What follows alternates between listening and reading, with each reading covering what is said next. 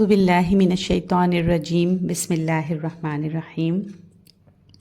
ایک روایت جسے شیخ البانی رحمۃ اللہ علیہ نے اپنی سلسلہ احادیث الصحیحہ میں نقل کی کہ انس رضی اللہ عنہ فرماتے ہیں کہ ایک اعرابی نبی اکرم صلی اللہ علیہ وسلم کے پاس آیا اور اس نے کہا کہ اللہ کے رسول مجھے کسی بہترین چیز کی تعلیم دیں۔ تو نبی اکرم صلی اللہ علیہ وسلم نے اس کا ہاتھ پکڑا اور فرمایا کہ اس طرح کہا کرو: سبحان اللہ والحمد للہ ولا الہ الا اللہ واللہ اکبر۔ تو اعرابی نے ان 4 چیزوں کو اپنی انگلیوں پر گنا اور چل دیا،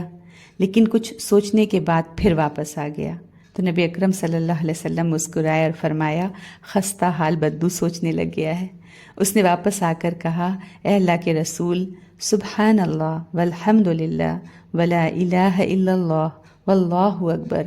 یہ سارے کلمات اللہ تعالیٰ کے لیے ہیں، میرے لیے کیا ہے؟ تو نبی اکرم صلی اللہ علیہ وسلم نے اس سے فرمایا: اے اعرابی، جب تم سبحان اللہ کہو گے تو اللہ تعالیٰ فرمائے گا تم نے سچ کہا، جب تم الحمدللہ کہو گے تو اللہ تعالیٰ فرمائے گا تم نے سچ کہا، جب تم لا الہ الا اللہ کہو گے تو اللہ تعالیٰ فرمائے گا تم نے سچ کہا، جب تم اللہ اکبر کہو گے تو اللہ تعالیٰ فرمائے گا تم نے سچ کہا، اور جب تم اللہم اغفر لی، اے اللہ مجھے بخش دے کہو گے تو اللہ تعالیٰ فرمائے گا میں نے بخش دیا، اور جب تم اللہم ارحمنی، اے اللہ مجھ پر رحم فرما کہو گے تو اللہ تعالیٰ فرمائے گا میں نے رحم کر دیا،